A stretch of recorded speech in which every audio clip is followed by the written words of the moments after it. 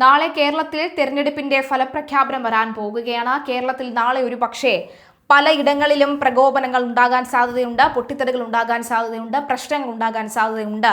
കേരളത്തിൽ നാളെ എന്തും സംഭവിക്കാം എന്നുള്ളൊരു ഘട്ടത്തിൽ നിൽക്കുന്നു കേരളം എന്ന് ഉള്ള ഇന്റലിജൻസ് റിപ്പോർട്ടുകൾ വരികയാണ്. അമ്പയെ പരാജയപ്പെടാൻ ഒരുങ്ങി നിൽക്കുന്ന LDF ഒരു പക്ഷേ ഹാലിളകി ചെയ്തുകൂടാത്ത പല കാര്യങ്ങളും കേരളത്തിൽ നാളെ ചെയ്തേക്കാം എന്ന് ചില റിപ്പോർട്ടുകൾ പുറത്തു വരികയാണ്. ഇതിനു മുമ്പും പലയിടങ്ങളിലും തെരഞ്ഞെടുപ്പ് ഫലപ്രഖ്യാപനം വന്നു കഴിഞ്ഞാൽ പലയിടങ്ങളിലും പ്രശ്നങ്ങൾ ഉണ്ടാകാനുള്ള സാധ്യതയുണ്ട് എന്ന റിപ്പോർട്ടുകളാണ്. മാത്രവുമല്ല, ഹാലിളകി അമ്പയെ തോറ്റ പലയിടങ്ങളിലും ഇതിനു മുൻപും അതുതന്നെയാണ്. പലയിടങ്ങളിലും പ്രകോപനപരമായിട്ടുള്ള മുദ്രാവാക്യം വിളി, അതുപോലെ തന്നെ വീട് കയറി നാശനഷ്ടങ്ങൾ ഉണ്ടാക്കുന്നത്, പല വീടുകളിലെ ചെടിച്ചട്ടികൾ അടിച്ചു തെറിപ്പിക്കുന്നത്, അങ്ങനെ പലതരത്തിലുള്ള നാശനഷ്ടങ്ങൾ ഉണ്ടാക്കുന്ന പ്രക്രിയ കഴിഞ്ഞ വർഷങ്ങളിലും പല തെരഞ്ഞെടുപ്പിൽ നമ്മൾ കണ്ടുവന്നതാണ്. നമുക്കറിയാം അത്തരം പ്രശ്നങ്ങൾ ഉണ്ടാകുമെന്നുള്ളത്. അപ്പോൾ നാളെ LDF അമ്പയെ പരാജയപ്പെടുന്ന സാഹചര്യം ഉണ്ടാകുമ്പോൾ പലയിടങ്ങളിലും കോടിക്കണക്കിന് രൂപ അല്ലെങ്കിൽ ലക്ഷക്കണക്കിന് രൂപയുടെ ബെറ്റ് വെപ്പ് നടക്കുന്നു. അങ്ങനെയുള്ള പല പ്രശ്നങ്ങളും ഒക്കെ നടക്കുന്ന സാഹചര്യത്തിൽ നാളെ നടക്കാൻ പോകുന്നത് എന്തായിരിക്കും എന്നുള്ള ഒരു ഭീതി ഇപ്പോൾ എല്ലാവർക്കും ഉണ്ട്.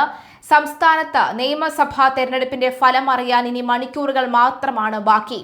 സംസ്ഥാനത്തെ അന്തിമ പോളിംഗ് ശതമാനവും വോട്ടെണ്ണൽ സജ്ജീകരണങ്ങളും വിശദീകരിച്ചുകൊണ്ട് മുഖ്യ തെരഞ്ഞെടുപ്പ് officer Rathan U Kelkar service വോട്ടുകൾ കൂടി പരിഗണിച്ചതോടെ സംസ്ഥാനത്തെ പോളിംഗ് ശതമാനം 79.70% ഉയർന്നതായി അദ്ദേഹം അറിയിച്ചിട്ടുണ്ട്. അന്തിമ കണക്കുകൾ പുറത്തുവിടാൻ വൈകുന്നുവെന്ന ആക്ഷേപങ്ങൾക്കിടയിലാണ് മെയ് 1-ാം തീയതി വരെയുള്ള തപാൽ വോട്ടുകൾ കൂടി ഉൾപ്പെടുത്തിയുള്ള കണക്ക് കമ്മീഷൻ ഔദ്യോഗികമായി തന്നെ പുറത്തുവിട്ടത്. സംസ്ഥാനത്താകെ 58,984 സർവീസ് വോട്ടുകളാണ് ഉള്ളത്. ഇതിൽ 20,028 എണ്ണം ഇതിനോടകം തന്നെ തിരികെ ലഭിച്ചു കഴിഞ്ഞു. ഇന്ന് വരെ ലഭിക്കുന്ന സർവീസ് വോട്ടുകൾ പരിഗണിക്കുമെന്നതിനാൽ പോളിംഗ് ശതമാനത്തിൽ ഇനിയും നേരിയ മാറ്റങ്ങൾ വരാൻ സാധ്യതയുണ്ട്. നിലവിൽ സർവീസ് വോട്ടുകൾ ഒഴികെയുള്ള പോളിംഗ് 73.63%. വോട്ടെണ്ണലിന് മുൻപ് മണ്ഡലാടിസ്ഥാനത്തിലുള്ള പോസ്റ്റൽ വോട്ടുകളുടെ കൃത്യമായ കണക്ക് പുറത്തുവിടില്ല എന്നും സുതാര്യത ഉറപ്പാക്കാനാണ് കമ്മീഷൻ മുൻഗണന നൽകുന്നത് എന്നും അദ്ദേഹം വ്യക്തമാക്കി. വോട്ടെണ്ണൽ ദിനമായ നാളെ രാവിലെ 8 മണിയോടുകൂടി പോസ്റ്റൽ വോട്ടുകൾ എണ്ണി തുടങ്ങും. 8:30യോടുകൂടി ഇലക്ട്രോണിക് വോട്ടിംഗ് മെഷീനുകളിലെ വോട്ടുകൾ എണ്ണും. ഓരോ റൗണ്ട് വോട്ടെണ്ണൽ കഴിയുമ്പോഴും സ്ഥാനാർത്ഥികൾക്കും ഏജന്റുമാർക്കും കൃത്യമായ ബോധ്യം വന്നതിന് ശേഷം മാത്രമേ അടുത്ത റൗണ്ടിലേക്ക് കടക്കാവൂ എന്ന് ഉദ്യോഗസ്ഥർക്ക് കർശന നിർദ്ദേശം നൽകിയിട്ടുണ്ട്. ഇതിനാൽ തന്നെ തെരഞ്ഞെടുപ്പ് ഫലം പൂർണ്ണമായി പുറത്തുവരാൻ വൈകുന്നേരം 5 മണിയെങ്കിലും ആകുമെന്നാണ് കമ്മീഷന്റെ വിലയിരുത്തൽ. ഇവിടെയാണ് ചില പണികൾ അല്ലെങ്കിൽ ചില കളികൾ ഒരു പക്ഷേ കളിക്കാൻ പോകുന്നത്.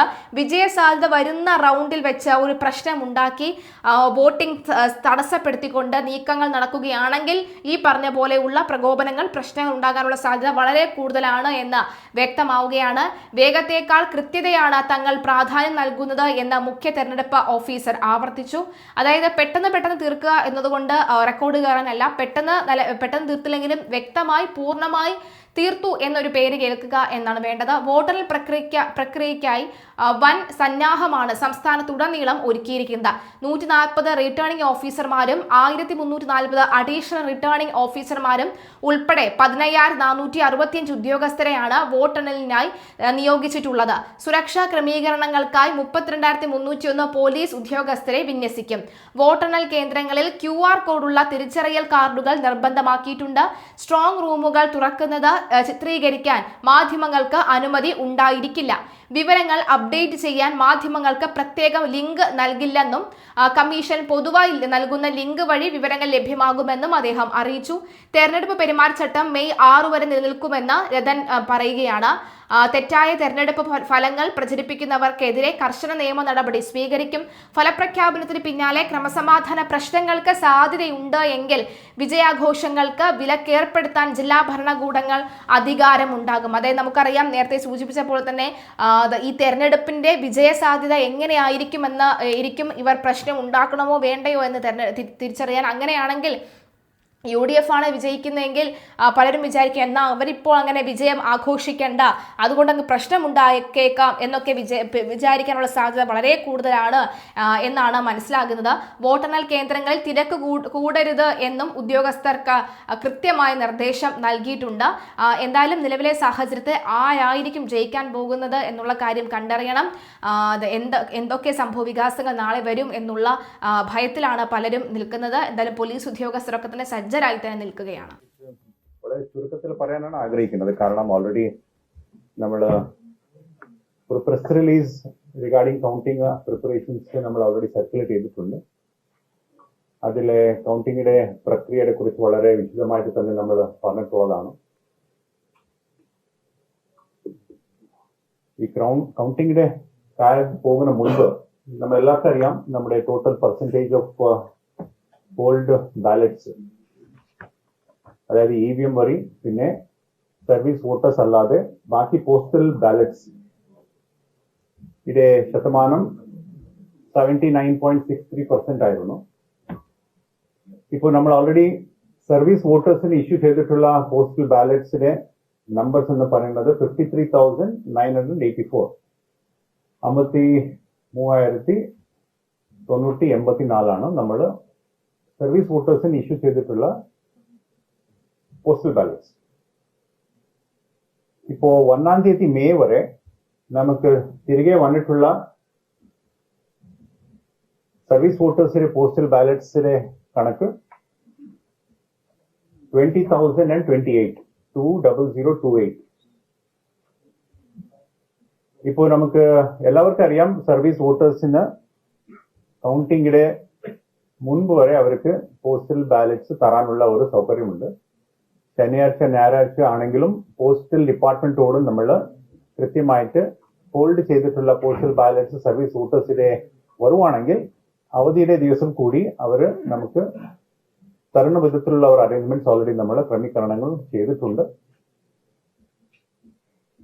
ഇന്ന് വരുന്ന എല്ലാ പോസ്റ്റൽ ബാലറ്റ്സ് കൃത്യമായിട്ട് റിട്ടേണിംഗ് ഓഫീസേഴ്സിന് കൈമാറാൻ വേണ്ടിയിട്ടുള്ള നടപടി നമ്മുടെ ഭാഗത്തുനിന്ന് ഉണ്ടായിട്ടുണ്ട്.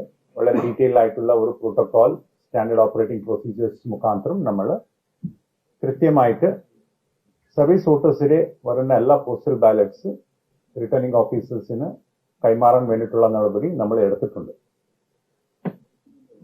ഇപ്പോ സർവീസ് വോട്ടേഴ്സിലെ ഈ ഒരു 20,028 നമ്മുടെ മൊത്തം ടോട്ടൽ ഇലക്ടറേറ്റിന്റെ കണക്ക് നോക്കുമ്പോൾ ഏകദേശം 0.007% ആണ് വരുന്നത്. സോ നമ്മൾ 79.63 പ്ലസ് 0.07% സർവീസ് വോട്ടേഴ്സിനെ കൂട്ടി ചേർക്കുമ്പോൾ നമുക്ക് ഇപ്പോ ടെന്റേറ്റീവ് ആയിട്ട് പറയാനുള്ള ഒരു വോട്ടിംഗ് ശതമാനം 79.70% ആണ്. ആൻഡ് ഫൈനൽ കൗണ്ട് നമ്മൾ നേരത്തെ പറഞ്ഞിട്ടുള്ളത് ECIയുടെ ഇൻഡെക്സ് കാർഡ് അവസാനത്തെ നമ്മൾ പ്രഖ്യാപനം നടത്തുന്ന സമയത്ത് അത് സാധാരണ 48 hours ആഫ്റ്റർ കൗണ്ടിങ് നമ്മൾ പ്രഖ്യാപിക്കും. ആ സമയത്തായിരിക്കും ഫൈനൽ കൗണ്ട് നമുക്ക് പറയാൻ സാധിക്കുന്നത്. ഇത് ടെന്റേറ്റീവ് കൗണ്ട്സ് ആണ്. സോ ഇപ്പൊ നിലവിൽ നമുക്ക് ഉള്ള voting percentage based on service വോട്ടേഴ്സിലെ ഇൻപുട്സിന്റെ ഭാഗമായി വന്നിട്ടുള്ളത് 79.70% ആണ്. സോ നമ്മൾ എല്ലാവർക്കും അറിയാം 140 മണ്ഡലത്തിന്റെ കൗണ്ടിങ് നാളെ 8 മണിക്ക് തുടങ്ങുന്നു. ആദ്യമായിട്ട് പോസ്റ്റൽ ബാലറ്റ്സ് ആണ് നമ്മൾ എണ്ണം തുടങ്ങുന്നത്. അത് കണ്ടിട്ടായിരിക്കും EVMസിലെ എണ്ണം തുടങ്ങുന്നത്. ഇത് നമ്മൾ 43 ലൊക്കേഷൻസിലാണ് ക്രമീകരണങ്ങൾ വളരെ സജീവമായിട്ട് ചെയ്തിട്ടുള്ളത്. ഓരോരോ അസംബ്ലി മണ്ഡലത്തിന് ഓരോ കൗണ്ടിംഗ് ഒബ്സർവേഴ്സ് ഉണ്ടാവും. ഒരു സീനിയർ ആയിട്ടുള്ള ഓഫീസേഴ്സ് ആണ് ഓൾ ഇന്ത്യ സർവീസസിലെ ഓഫീസേഴ്സ്. മെയിൻലി IAS ഓഫീസേഴ്സ് ആണ് ഈ 140 കൗണ്ടിംഗ് സെന്റേഴ്സിന് അവർ സൂപ്പർവൈസ് മോണിറ്റർ ചെയ്യുന്നത്. നമുക്ക് 15,465 17,465 കൗണ്ടിംഗ് സ്റ്റാഫ് നമ്മൾ ഓൾറെഡി അറേഞ്ച് ചെയ്തിട്ടുണ്ട്.